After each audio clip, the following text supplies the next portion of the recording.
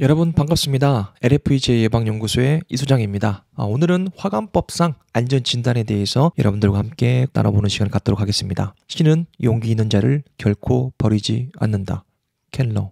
자, 첫 번째로는 안전진단에 대해서 여러분들과 기본 개념을 한번 잡았으면 좋겠습니다. 자, 산안법상 안전진단하고 화관법상 안전진단이 별도로 구분된다는 거 여러분들 체크를 하셨으면 좋겠고요. 나중에 제가 산안법상 안전진단에 대해서도 여러분들과 함께 나눠보는 시간을 갖도록 하겠습니다. 자, 결론은 오늘은 산안법상이 아니고 뭐다?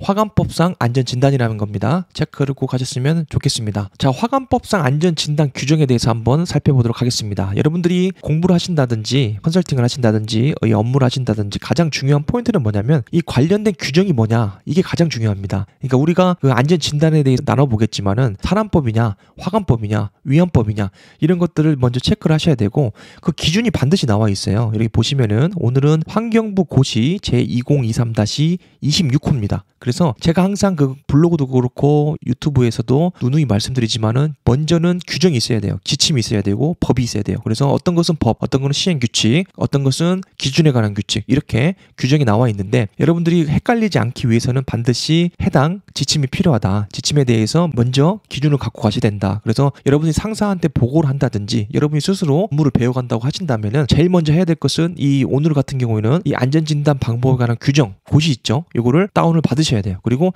읽든 안 읽든 출력을 하셔야 돼요. 반드시 이거를 여러분들이 머릿속에 체크를 하셨으면 좋겠습니다. 저도 처음에 컨설팅 배울 때 이런 기준이 없다 보니까 이 인터넷 찾아보고 또 이 사람 말 듣고 저 사람 말 듣고 보면은 카더라가 돼요. 그렇죠? 기준이 없으면은 뭐뭐 하더라, 그렇다더라, 요즘에 이렇다더라 이렇게 됩니까? 규정이 없으면 흔들립니다. 기준이 없기 때문에 이 설치 규정이 모르면은 똑같은데, 예를 들어서 뭐 가스 감지기를 규정에 따르면은 하나를 설치해야 되는데 기준이 없는 사람은 이 사람 저 사람 말 듣고 인터넷 찾아보다가 두 개 설치하고 이렇게 소모적인 시간들을 많이 보낼 수밖에 없거든요. 그래서 반드시 최신의 규정을 찾아보시고 출력하시고 읽어보시라. 그게 여러분들의 기준이 되었으면 좋겠습니다. 자, 그래서 화관법상 안전진단이라는 것은 화학물질이죠. 유해 화학물질, 화관법이기 때문에 유해 화학물질을 분류를 하고 사고를 예방하기 위해서 전문기관이 관련 장비와 기술을 이용해서 잠재된 위험 요소 찾아내서 그 제거 방법을 제시하는 거죠. 그렇죠? 제시까지만 해주는 겁니다. 그러니까 가이드라인을 설정해 주는 거죠. 그래서 제시하고 나머지는 사업장에 던져주는 거죠. 사업장이 우리가 제시한 것들을 이행할 수 있도록 마련해주고 가이드를 주는 것, 그게 안전진단이다. 여러분들 생각하시면 될 것 같습니다. 자, 그래서 화관법상 안전진단은 크게 두 가지입니다. 특별안전진단법에 대해서 실시하는 것이 있고요. 이렇게 보시면은 크게는 두 가지라고 말씀드렸는데 특별안전진단법에 따른 특별안전진단이 있고요. 두 번째로는 정기안전진단이 되겠습니다. 자, 그래서 특별안전이라는 것은 뭔가 좀 위험하게 보이죠. 위험한 생각이 들죠. 그래서 특별하게 위험한 사업장 같은 경우에는 안전진단을 명령을 받아서 실시를 하는 건데, 특별히 빨간색만 보시면은 치마, 균열 부식 등으로 인해서 안전상의 위해가 우려된다고 인정되는 경우가 되겠습니다. 그래서 안전상 봤을 때 굉장히 위험하다. 언제든지 치마나 균열, 부식으로 인해서 해당 설비나 이 건축물들이 무너질 수가 있다. 그렇게 추정될 경우에는 해당이 됩니다. 그래서 이것은 정기안전진단보다는 굉장히 위험한 축에 속한다. 이렇게 여러분들이 체크를 하셨으면 좋겠습니다. 자, 두 번째는 정기안전진단인데 거의 99.9%가 정기안전진단을 받으시죠. 그래서 법 제24조 제5항 제2호에 따라 실시하는 안전진단을 말합니다. 법을 보시면은 화학사고 예방관리계획서 위험도를 산출을 하는데 거기에 따라서 4년, 8년, 12년 주기로 실시되는 안전진단을 바로 정기안전진단이라고 명명한다. 이렇게 보시면 되고, 자, 그러면은 화학사고 예방관리계획서 위험도 가, 나, 다 이렇게 가군, 나군, 다군으로 분류가 돼 있는데 위험도가 높으면 높을수록 진단받는 주기가 짧아지겠죠. 그렇죠? 그래서 제일 위험한 것은 4년, 그 다음에 중위험도는 8년, 그 다음에 다위험도는 12년 주기로 실시를 합니다. 그러면 사업장 같은 경우에는 자주 받으면 받을수록 돈도 많이 들고 외부 기관에서 보완하거나 설비 유지보수 심하면은 교체하거나 또는 중지 명령이 내릴 수 있으니까 4년 받는 게 편하겠어요? 12년 받는 게 편하겠어요? 그렇죠? 당연히 제가 사업주라고 하더라도 특별한 문제가 없으면은 12년 주기로 가는 게 좋겠잖아요. 그래서 이 위험도를 결정을 12년으로 우리가 하고 싶지만은 문제는 저희가 할 수가 없습니다. 컨설팅 기관도 그렇고 그 사업장에서도 임의로 할 수가 없고 화학사고 예방 관리 계획서를 심사하는 주체가 어디죠? 화학물질 안전원이죠. 충주에 있죠. 충주로 이사를 갔는데 화학물질 안전원 연구사님들이 심사를 해요. 최종적으로 우리가 제출한 것들 다 종합적으로 검토해가지고 결국에는 평가를 내립니다.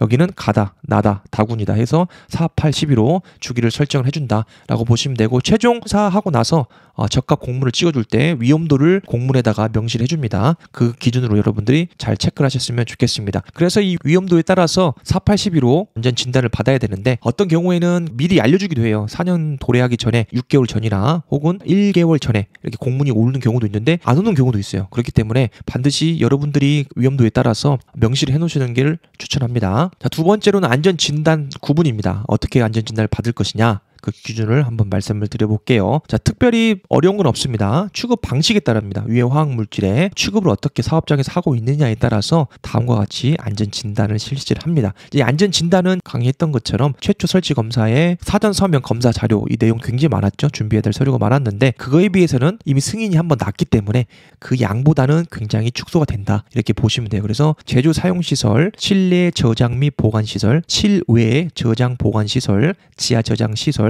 차량 운송 및 운반 시설, 사업장 외 배관 이송 시설이 있습니다. 그래서 단위별로 묶어서 안전 진단을 실시한다는 것을 여러분들이 생각을 하셨으면 좋겠습니다. 자, 여기 보시면은 위에 화학물질 허가증에 나와 있는 내용과 비슷하죠. 제조 사용 시설, 실내 저장 보관 시설, 실내 저장 보관 시설 이렇게 있다. 여러분들이 체크를 하셨으면 좋겠습니다. 자, 그래서 위험도 구분에 따라서 안전 진단을 4, 8, 12로 하는데 절차 및 방법에 대해서 한번 알아볼게요. 안전 진단 같은 경우에는 서류, 당연히 서류가 무조건 들어가겠죠. 그래서 제가 전 강의에서도 말씀드렸던 것처럼 사전 서면 검사 자료 제출할 때 불편하지만 힘들지만 이 서류를 해 놓으셔야 되는 이유가 뭐냐면은 결국에는 이 안전 진단을 또 받잖아요. 우리가 4년이든 8년이든 12년이든 그럼 또 이거 준비해야 된단 말이죠. 그러면 한 번에 잘 준비돼 있으면 기타 설비가 바뀌지 않고서는 그 자료 그대로 쓴단 말이죠. 정리한 대로 내면 끝이에요. 그렇기 때문에 어차피 한번 이제는 일회성이라는 거 없어요. 그렇기 때문에 우리 회사가 우리 사업장이 유해 화학 물질을 쓴다면은 결국 폐업할 때까지는 계속 이 안전 진단이라는 법 테두리 안에 들어와 있기 때문에 그리고 정기 안전 검사 받잖아요. 그렇기 때문에 이 서류는 필수적이다. 불편하시더라도 힘드시더라도 반드시 한 번에 끝내는 게 좋다. 이렇게 보시면 되겠습니다. 자, 그래서 밑에 보시면은 사전 서면 검사 자료 있죠. 도면 있고 안전진단 결과서 기존 거 기타 내용들을 여러분들이 보시면 되겠습니다. 결론적으로 말씀드리면은 서류 검토를 하고 나머지 기본 항목이나 선택 항목 및 지적 항목 순으로 진행을 한다. 이렇게 여러분들이 체크를 하셨으면 좋겠습니다. 자, 네 번째로는 안전 검사 및 안전 진단 시기 및 주기를 한번 볼게요. 자, 오늘 제가 말씀드린 거 화관법상에 해당되는 거라고 여러분 체크를 하시면 되겠고요. 자, 설치 검사 이전 강의에 말씀드린 것처럼 신규 설치를 하셨으면은 유해 화학물질 설치하고 나섭니다. 다 끝내놓고 해당 시설 가동하기 전에 세 군데 기관 말씀드렸죠. 가스안전공사,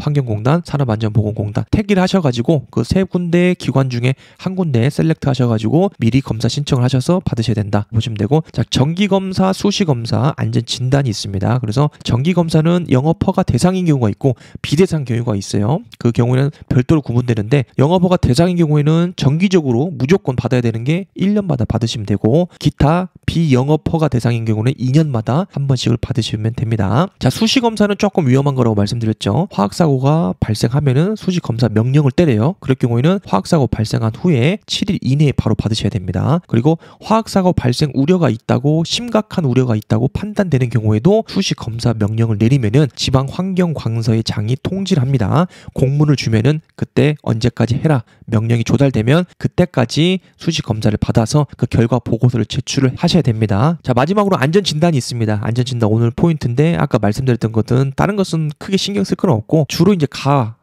다 위험도로에서 4, 8, 12 여기 되게 쉽죠. 4, 8, 10 4년 주기잖아요. 그래서 4, 8, 12마다 이렇게 우리가 제출하시면 되는데 포인트는 이 화학사고 예방관리계획서의 위험도이기 때문에 예방관리계획서가 해당이 안 되면은 당연히 이것도 없죠. 필요가 없는 거죠. 그렇기 때문에 사업장에 우리 회사에서 화학사고 예방관리계획서를 제출하거나 승인받은 경험이 있는지에 따라서 위험도가 산출이 되는데 그 위험도에 따라서 여러분들이 체크를 하셔서 신청을 하시고 받으시면 된다라고 보시면 될 것 같습니다. 검사 및 안전진단 절차서는 이렇게 체크하시면 되고 지금 할 건 아니기 때문에 나중에 어차피 여러분들이 세 군데 기관 중에 한 군데 선택하시면은 다 나와 있습니다. 체크를 하시면 될 것 같고요. 자, 안전진단 기관은 환경공단, 안전보건공단, 가스안전공사가 있습니다. 자, 그래서 밑에 보시면은 이 그 환경공단부터 제가 산업안전보건공단까지 두 군데 사이트에서 안전검사나 진단하는 사이트를 캡처를 해놨기 때문에 여러분들이 그 멈춰 놓으시거나 아니면 블로그 들어가셔서 전화번호 누르셔서 궁금한 사항이나 심사 신청 이런 것들을 문의하셨으면 좋겠습니다. 여러분 어떠셨습니까? 오늘도 여러분들 산업 현장에서 그리고 가정에서 그리고 개인의 삶에서 최고의 날을 보내시기 바랍니다. 감사합니다.